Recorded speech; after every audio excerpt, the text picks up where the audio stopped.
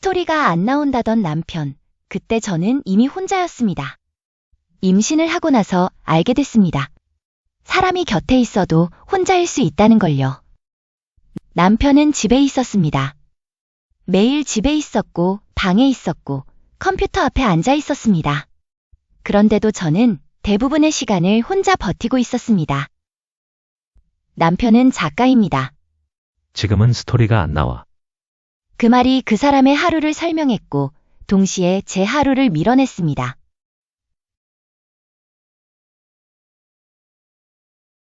구독과 좋아요를 눌러주시면 사연을 보낸 분에게 조용한 위로가 됩니다.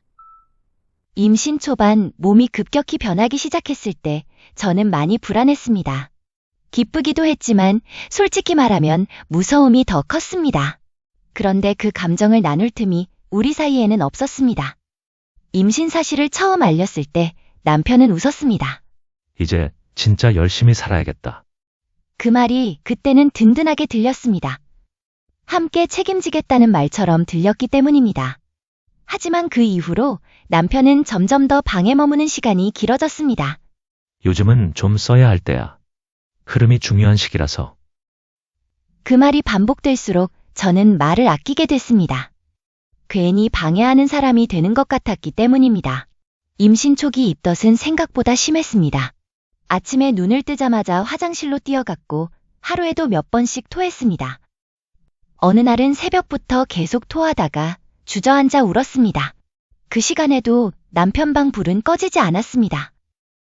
문틈 사이로 모니터 불빛이 새어나오고 키보드 소리가 들렸습니다.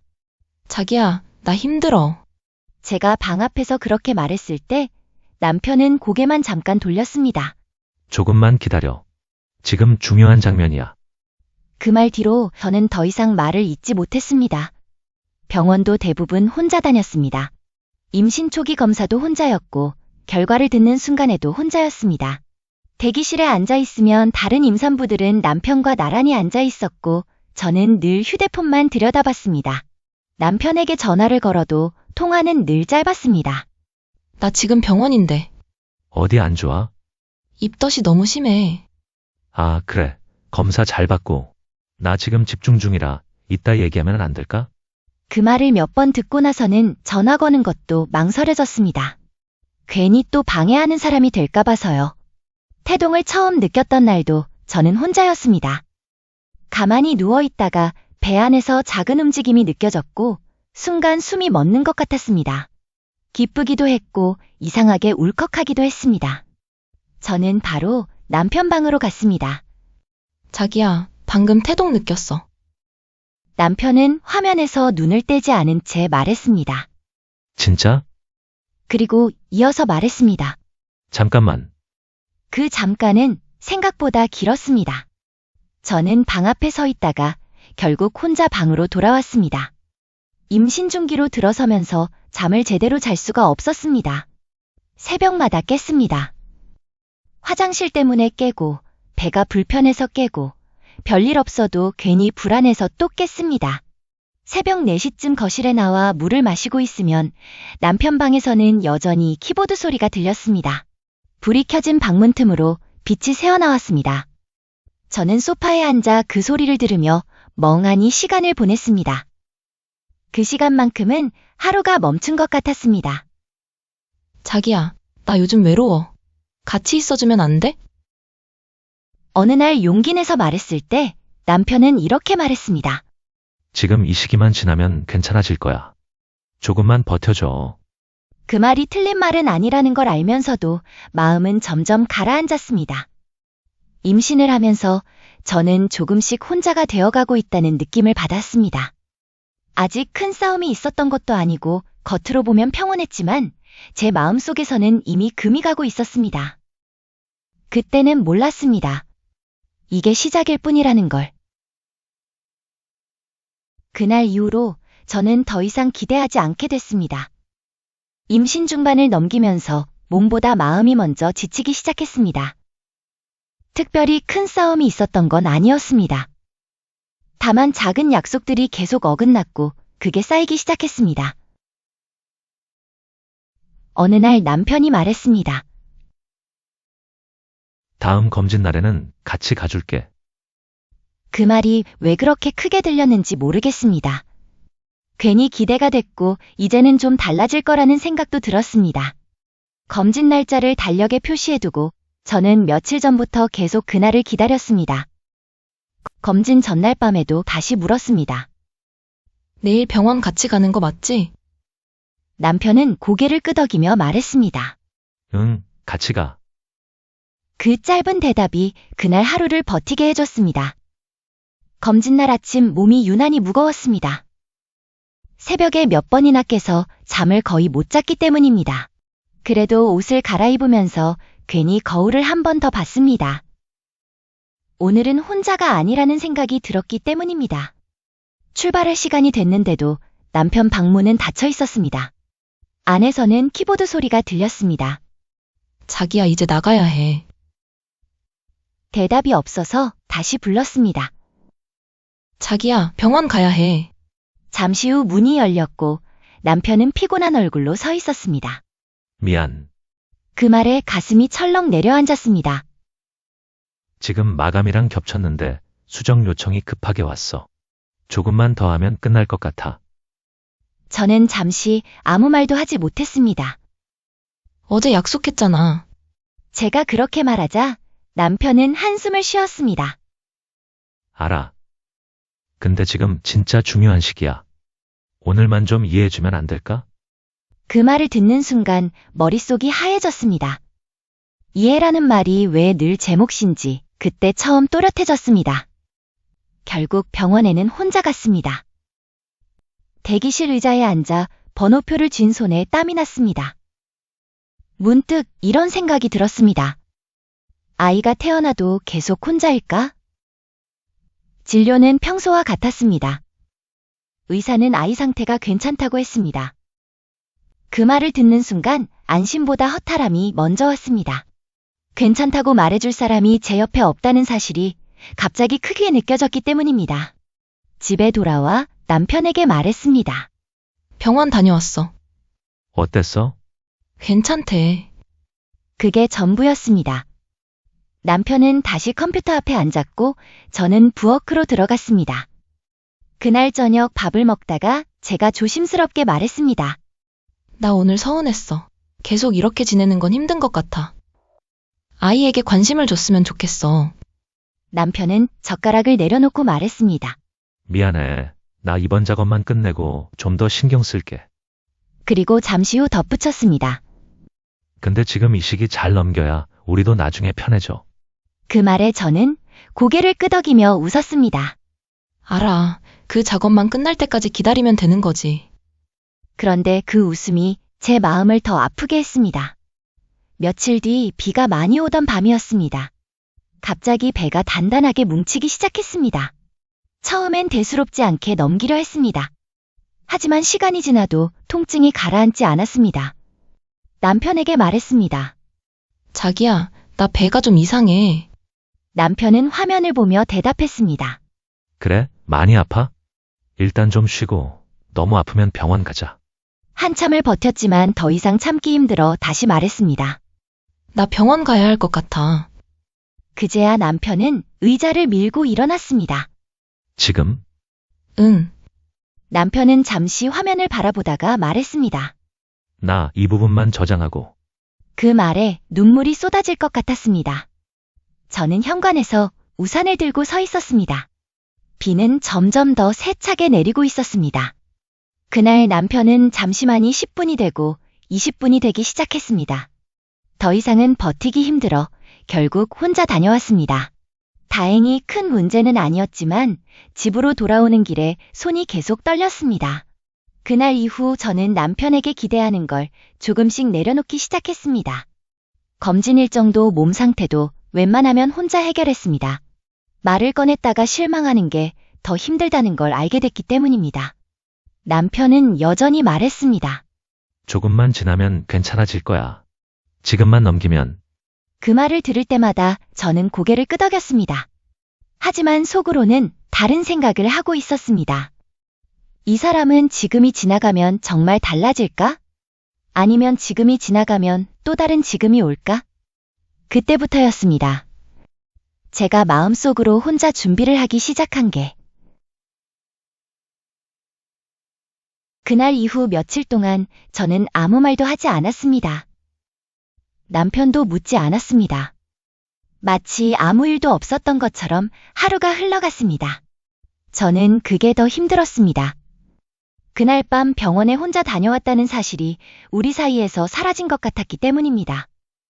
임신 후반으로 갈수록 몸은 더 무거워졌고 마음은 더 예민해졌습니다. 그래도 저는 참고 있었습니다.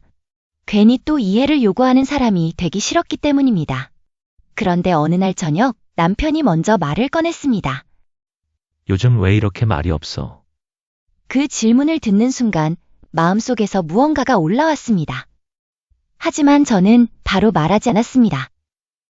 괜히 시작하면 끝이 안 날 것 같았기 때문입니다. 잠시 침묵이 흐른 뒤 남편이 다시 말했습니다. 그날 때문에 그래? 그 말에 저는 결국 고개를 끄덕였습니다. 그날 얘기 좀 해볼까? 남편이 그렇게 말했을 때 저는 마음을 단단히 먹었습니다. 이야기를 해야겠다고 생각했습니다. 더 미루면 제 안에서만 썩을 것 같았기 때문입니다. 그날 비 오던 밤 기억나? 제가 먼저 말을 꺼냈습니다. 배가 너무 아파서 무서웠어. 혼자 병원 가는 길에 손이 계속 떨렸어. 남편은 고개를 끄덕이며 듣고 있었습니다. 그때 내가 바로 못 나가서 미안해. 그 말에 저는 숨을 한번 고르고 말했습니다. 미안한 게 문제가 아니야.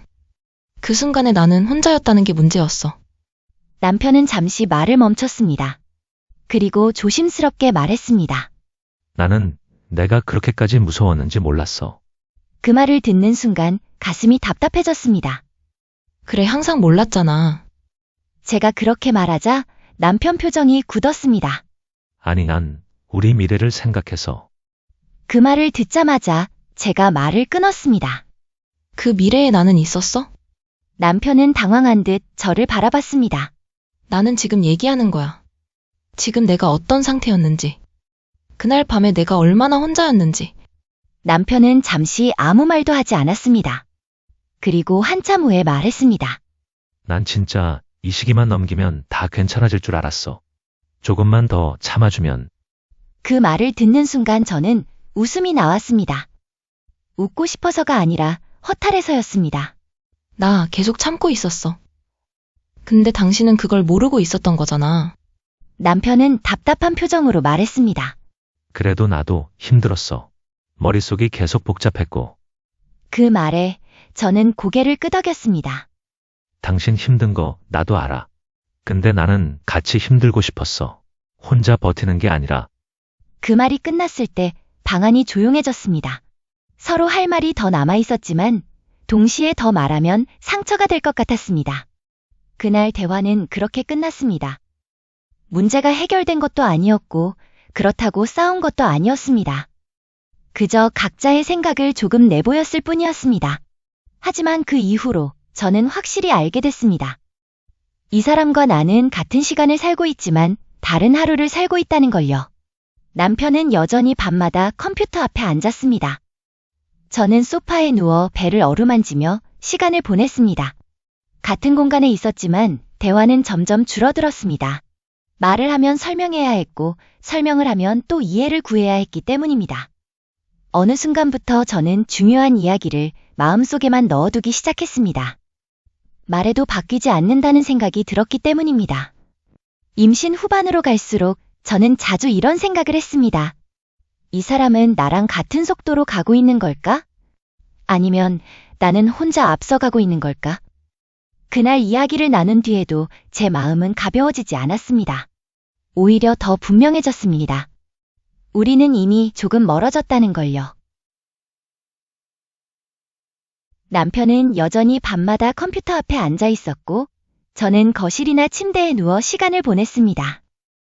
같은 집에 있었지만 하루의 결은 점점 달라지고 있었습니다. 임신 후반으로 접어들면서 몸은 더 무거워졌습니다. 잠을 자다가도 자주 깼고 자세를 바꾸는 것조차 쉽지 않았습니다. 새벽에 깨어 거실로 나오면 집안은 조용했고 남편 방에서는 여전히 키보드 소리가 들렸습니다. 그 소리를 들을 때마다 이상하게 마음이 복잡해졌습니다. 이 사람은 계속 앞으로 가고 있는데 나는 여기서 멈춰 있는 것 같다는 생각이 들었기 때문입니다. 어느 날은 남편이 늦은 밤에 물었습니다. 요즘 나 때문에 많이 힘들지? 그 질문에 저는 바로 대답하지 못했습니다. 힘들다고 말하면 또 설명해야 할 것 같았고, 괜찮다고 말하면 제 마음이 사라질 것 같았습니다. 잠시 침묵 끝에 저는 이렇게 말했습니다. 힘들다기보다는 외로워. 남편은 고개를 끄덕였습니다. 미안해. 그 말 뒤에 아무 말도 이어지지 않았습니다. 저는 그게 더 마음에 남았습니다. 출산이 가까워질수록 주변 사람들의 말도 많아졌습니다. 이제 고지네. 설레겠다. 그 말에 저는 웃으며 고개를 끄덕였지만 마음속은 복잡했습니다. 설렘보다 걱정이 먼저였기 때문입니다. 아이보다도 우리 관계가 더 걱정됐습니다. 이대로 괜찮을까 하는 생각이 자주 들었습니다. 남편은 여전히 미래 이야기를 했습니다. 이 시기만 지나면 진짜 여유 생길 거야. 그땐 나도 좀 덜 예민해질 것 같아. 그 말을 들을 때마다 저는 마음속으로 시간을 계산했습니다. 그 시기는 언제일까? 지금이 지나가면 정말 괜찮아질까? 아니면 또 다른 중요한 시기가 시작될까? 어느 날 저녁 남편이 제 배를 보며 말했습니다. 이제 진짜 많이 나왔네. 그 말에 저는 웃으면서 대답했습니다. 응. 그게 전부였습니다. 예전 같았으면 그 말 뒤에 많은 이야기가 오갔을 텐데 지금은 그저 문장 하나로 끝났습니다. 저는 혼자 생각하는 시간이 많아졌습니다. 이 사람이 나쁜 사람은 아니라는 것도 알고 있었습니다. 일을 열심히 하는 사람이라는 것도 알고 있었습니다.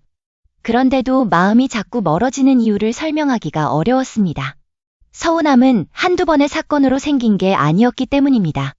기다림이 반복되고 이해가 당연해지고 제 마음이 항상 나중이 되면서 조금씩 쌓인 것이었습니다. 어느 순간부터 저는 기대하지 않게 됐고 기대하지 않으니 실망도 줄어들었습니다. 그게 좋은 건지 나쁜 건지는 아직 모르겠습니다.